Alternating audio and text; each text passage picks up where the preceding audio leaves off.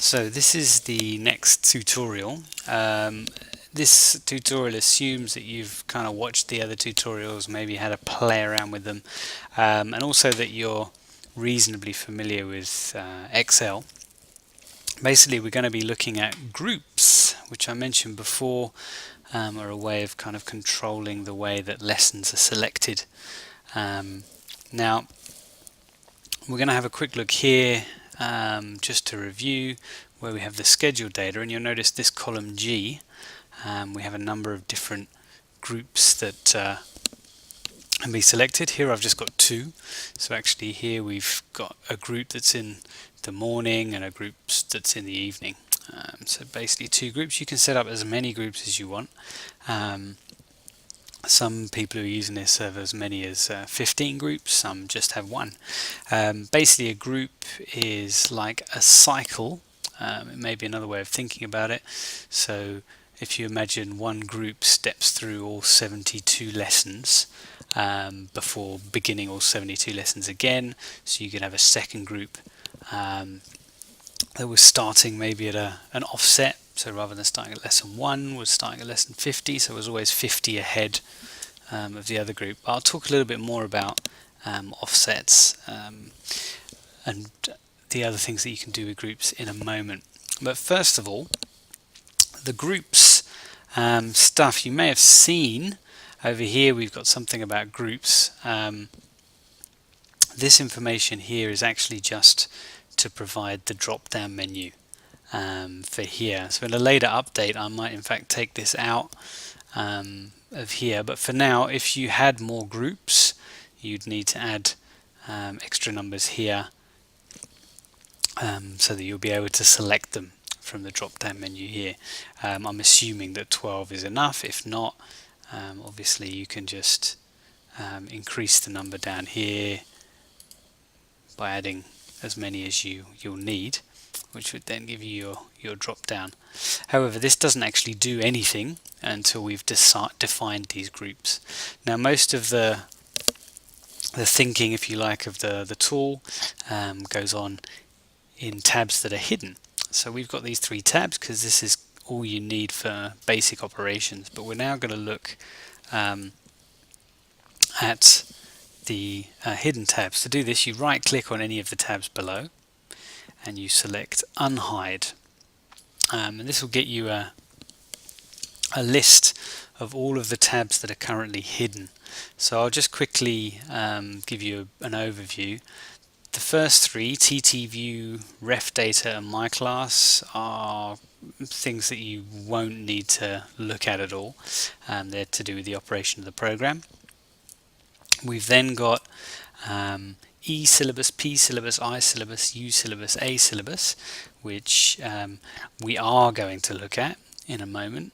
This is basically where you define the different groups for each of the levels. So we're going to go into look at those at a moment. Also, you've got LM, Pre, Int, Upper and Advanced. These are the syllabus schedule documents that Nick Steele sends out from time to time, listing all the latest lessons and their data. Again, these we don't need to look at now, but are essential for the operation. And finally, CMS data and notes, again, are pages that you're not going to need to interact with. However, let's grab one of these. We'll start off with Pre-Int. Okay. So when you open up, you'll see 2 things. We've got a table on the right here, which has groups and then a whole bunch of strange data in there, numbers and whatnot. And then down the left side, we've got a series of tables which have lesson references, names, lesson IDs and so on in them. Now, the tables on the left, each of these, if you like, is a group of lessons. So what I've done, I think as I mentioned before, I've grouped the lessons by non-workplace, workplace, writing and grammar. Now at Pre-Int, you've got non-workplace, we've got workplace lessons, we've also got some extra workplace lessons. At the moment I've left these separate, so they're not actually attached to this group yet, because obviously they're still being trialed. I'll do another tutorial about how to change your groups, if you like, or change your tables here, your pathway tables, sorry. There are no writing lessons at pre-int, and there are a few grammar lessons which are being trialed. Again, these are just trial, but these are included just simply because in Singapore, where we're using this software, we are actually running these grammar lessons. We're trialing them here, so they're available for selection. These tables on the left can be changed.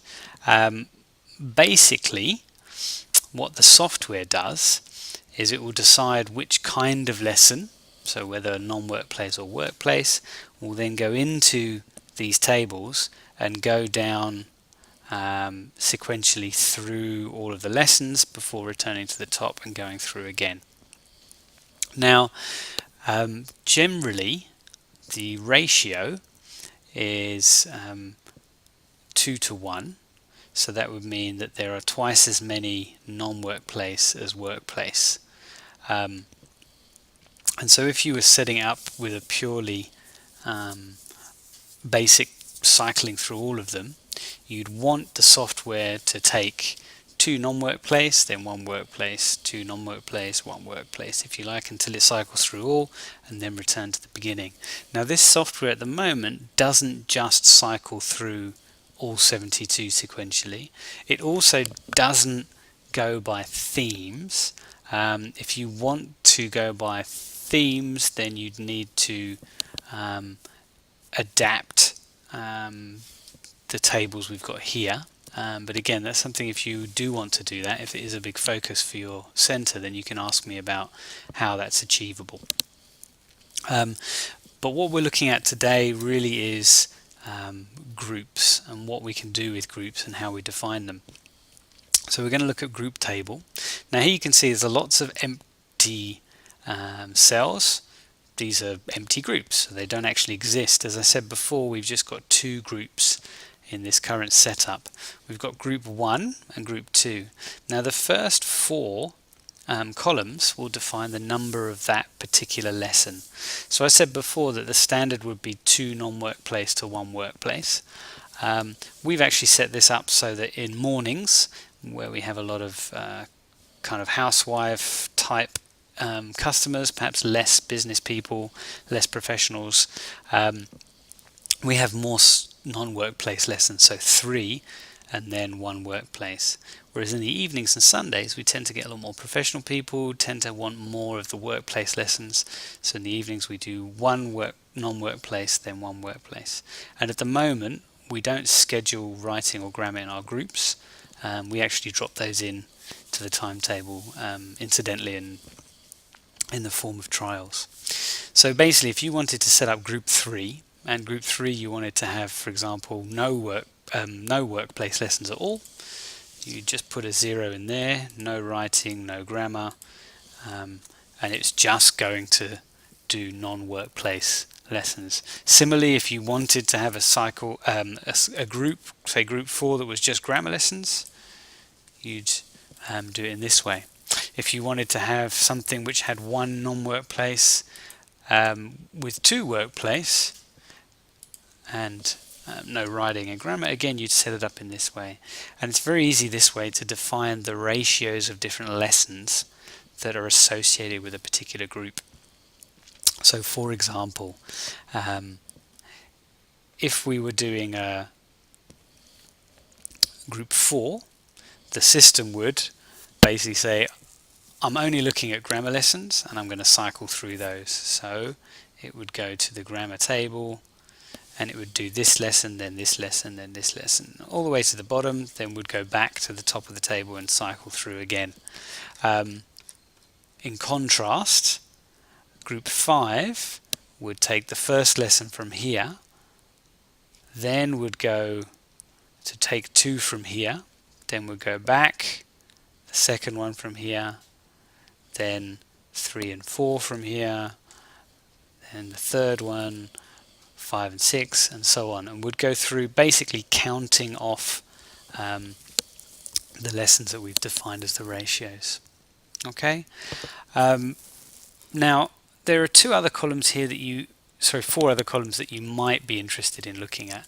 Now I spoke earlier about offsets. One of the things that this software does, which is important obviously, is if you upload, say, 1 month's worth of lessons, you want to remember where it is within the table. So you don't want it to start at number 1, you finish the timetable, then the next time you open it up for the next month you go back to number 1, because then you'd just be cycling through these courses. So it has to actually remember the last lesson it's scheduled. And the way it does that is with these _C columns, which are like the counters, if you like.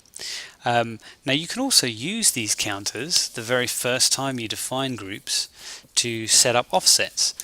So for example, if you wanted to have a series of identical ratios, but you wanted group 3, 4 and 5 to be offset slightly, what you could do is you would just give them a slight offset. So whereas this one would start at lesson 1, this one would maybe start 10 lessons later, this one would start 10 lessons after that, and similarly here you could have your offsets, for example, accordingly.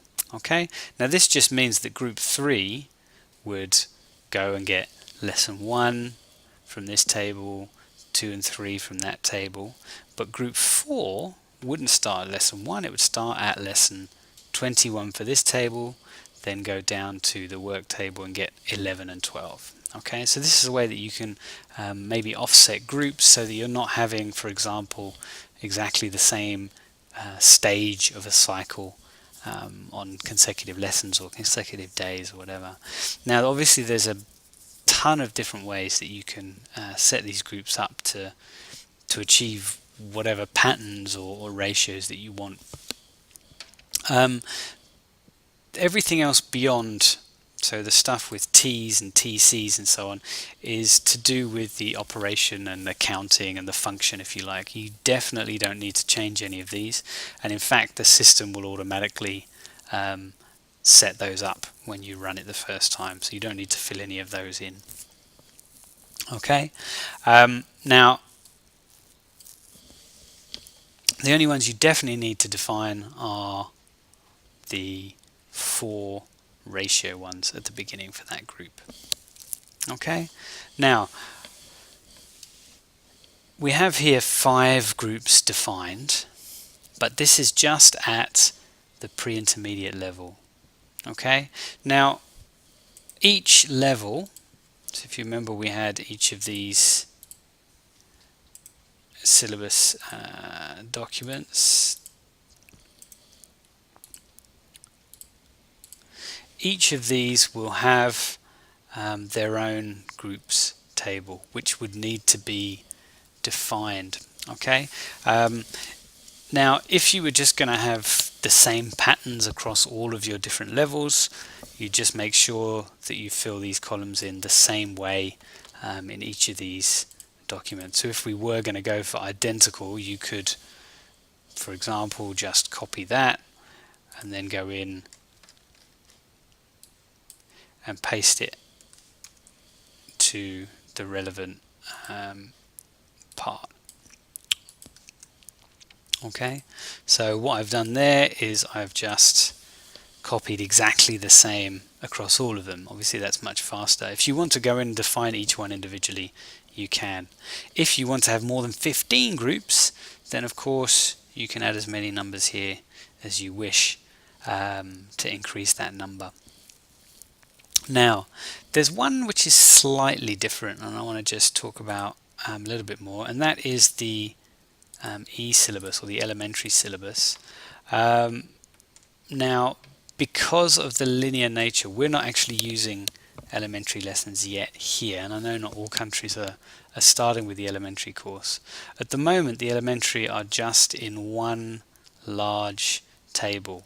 Okay, and I haven't defined workplace or non-workplace due to the benefits of linearity, particularly for low-level learners, and the syllabus being set up in a slightly more linear sense. Okay, now obviously if you want to do a similar workplace, non-workplace setup for the elementary level, you'd need to ask me about redefining these tables, because at the moment there is nothing to look up in here, and if you tried to run this with workplace lessons as it has here, it would just complain and probably not produce a timetable. Okay, it would break down because it would be looking into this table, but there's nothing in there to retrieve.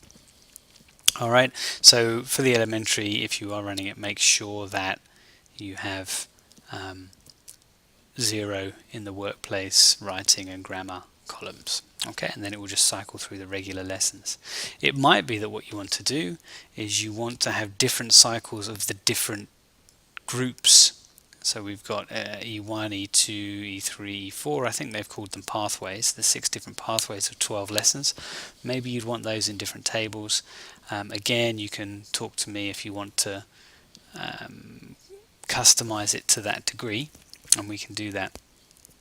Alright, now obviously once you've made all of those changes and you're happy with them, it's probably best to hide all of those again, but you certainly don't have to. You can leave them unhidden if you wish. I personally find that when you have lots of tabs, it makes it harder to navigate. Okay, and again, if you had done lots more groups, you'd add the group numbers accordingly here. You don't need to copy the max student number down for each of these. In fact, it's just a one piece of data. It's just contained in the same table here. Okay, as always, any questions, you can get in touch with me. Hopefully you're able to play around, experiment a little bit now with some groups and some ratios to achieve what you want.